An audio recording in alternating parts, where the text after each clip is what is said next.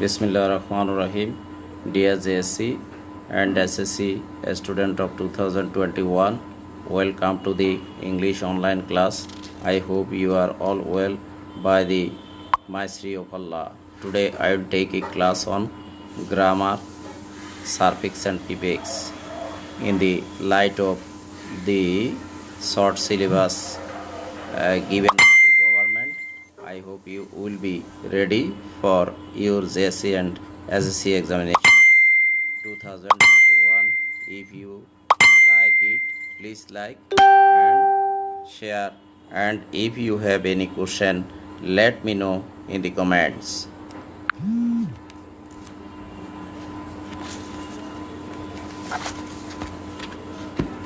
আলহামদুলিল্লাহ, আজকে আমরা use of subject and prefix অর্থাৎ অনুসর্গ এবং উপসর্গের ব্যবহারের উপর একটি ক্লাস নিব।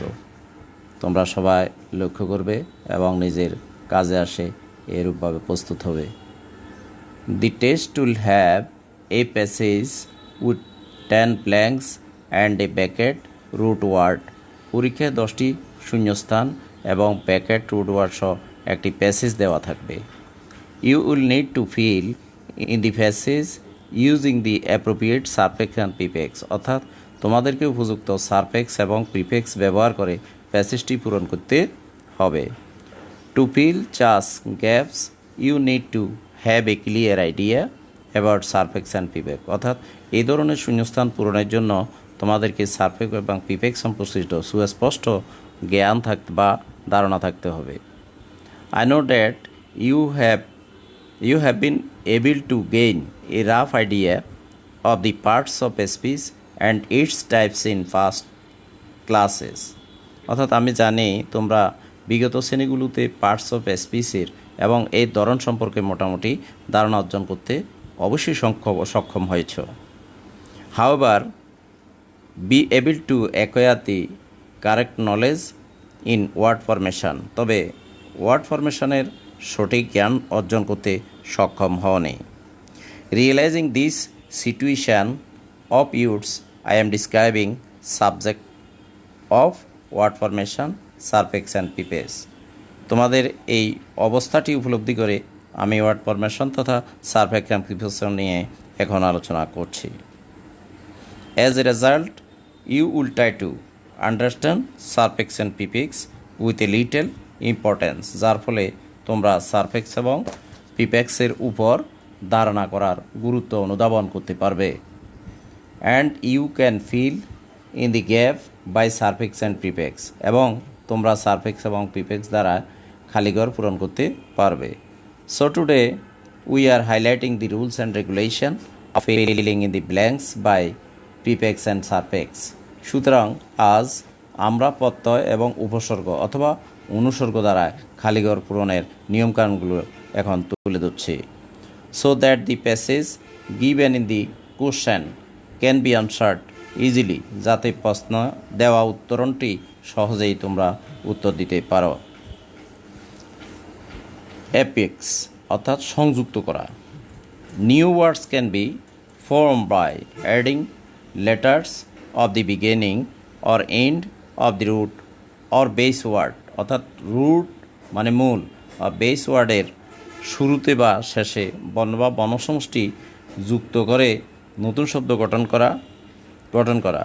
This method of forming new words is called affix, অর্থাৎ নতুন শব্দ গঠন করার এই পদ্ধতিকে অ্যাপিক্স বলা হয়। Kinds of অ্যাপিক্স। অ্যাপিক্সের প্রকারভেদ। অ্যাপিক্স আর টু কাইন্ডস। অ্যাপিক্স দুই প্রকার, তারা হচ্ছে সারফিক্স প্রত্যয় বা অনুসর্গ, প্রিফিক্স উপসর্গ। মোট কথা অ্যাপিক্স দুই প্রকার, একটা হলো সারফিক্স আর একটা হলো প্রিফিক্স। সারফিক্স প্রত্যয় বা অনুসর্গ, অর্থাৎ a particle or syllable added to the end of a word is called suffix. কোনো শব্দের শেষে একটি সিলেবল বা একটি লেটার যুক্ত হয়ে বা তাদের বর্ণের সমষ্টি যুক্ত হয়ে সারফিক্স গঠিত হয়। যেমন রাস্ট শব্দটির সাথে ওয়াই এই বর্ণটি বা লেটার্সটি যুক্ত হয়ে রাষ্ট্রটি অর্থাৎ বিবর্ণ শব্দটি উৎপন্ন হয়েছে। কিন্তু এখন দেখা যায় রাষ্ট্রের পরেই বর্ণটা যুক্ত হয়েছে, অর্থাৎ এটির অর্থ হইল এটি সারফিক্স, অর্থাৎ ওয়ার্ড বা শব্দের পরেই লেটার্স বা বর্ণ অথবা বর্ণের সমষ্টি যুক্ত হয়ে নতুন শব্দ গঠন করা হয়েছে। যেমন রাষ্ট্রের সাথে ওয়াই যুক্ত হয়ে রাষ্ট্রী অর্থাৎ বিবর্ণ শব্দটা উৎপন্ন হয়েছে। শর্টের পরে ইএন বর্ণ সমষ্টি অথবা ইএন যুক্ত হয়ে, অর্থাৎ সারফিক্স হয়ে শর্টেন সংকুচিত করা শব্দটি উৎপত্তি হয়েছে। তাহলে আমরা এখন বুঝতেই পারছি যে শব্দের শেষে কোনো বর্ণ বা বর্ণ সমষ্টি যুক্ত হয়ে যদি কোনো নতুন শব্দ গঠন করা হয়, যেমন রাষ্ট্রী অথবা শর্টেন এই জাতীয়, ওদেরকে আমরা সারফিক্স হিসাবে অনুধাবন করব এবং বুঝে নেব এটা হলো সারফিক্স। এরপর আসছে প্রিফিক্স অর্থাৎ উপসর্গ। বাংলা দ্বিতীয় পত্রে আমরা যে অনুসর্গ উপসর্গ পড়ি সেটি। A letter or syllable or word fixed or put at the beginning of the another word is called prefix, অর্থাৎ একটি লেটার, সিলেবল বা ওয়ার্ড অপর কোনো শব্দের পূর্বে বা শুরুতে বসিয়ে নতুন শব্দ গঠন, শব্দের পরিবর্তন করার জন্য প্রিফিক্সের প্রয়োজন হয় ইংলিশ গ্রামারে। যেমন এই কমন শব্দটির পূর্বে আন দুটি বর্ণ যুক্ত হয়ে আনকমন অর্থাৎ অসাধারণ বা বিরল শব্দটি উৎপত্তি হয়েছে। সুতরাং এটি হচ্ছে আনকমন শব্দটি হচ্ছে প্রিফিক্স বা উপসর্গ, অর্থাৎ শব্দের পূর্বে বর্ণ বা বর্ণ সমষ্টি যুক্ত হয়ে, যেমন কমনের সাথে আন দুটি বর্ণ যুক্ত হয়ে আনকমন গঠিত হয়েছে, সুতরাং এটি প্রিফিক্স। ঠিক তেমনিভাবে কারেক্ট শব্দের পূর্বে ইন দুটি বর্ণ যুক্ত হয়ে ইনকারেক্ট অর্থাৎ ভুল বা বেঠিক এ দুটি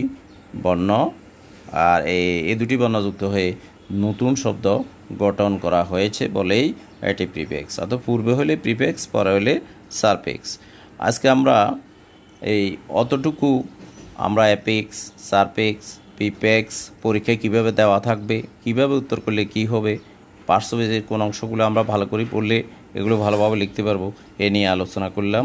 আশা করি আগামী ক্লাসে আমরা ইউজ অফ সারফিক্স অ্যান্ড প্রিফিক্সের উপরে একটি ক্লাস নেওয়ার পর এটি আসলে ছোটোখাটো উপরের গ্রামার আমাদের ব্যাপারটি ক্লিয়ার হয়ে যাব এবং আমরা প্যাসেজ থেকে তখন দেওয়া 10টি গ্যাপ করা ব্র্যাকেটের ভিতরে যে সারফিক্স অথবা প্রিফিক্স দেওয়া থাকে অথবা সারফিক্স প্রিফিক্স দুটিই, ওগুলো আমরা ইনশাল্লাহ পরীক্ষায় আমরা উত্তর করতে পারবো, এতে আমাদের কোনো সমস্যা হবে না।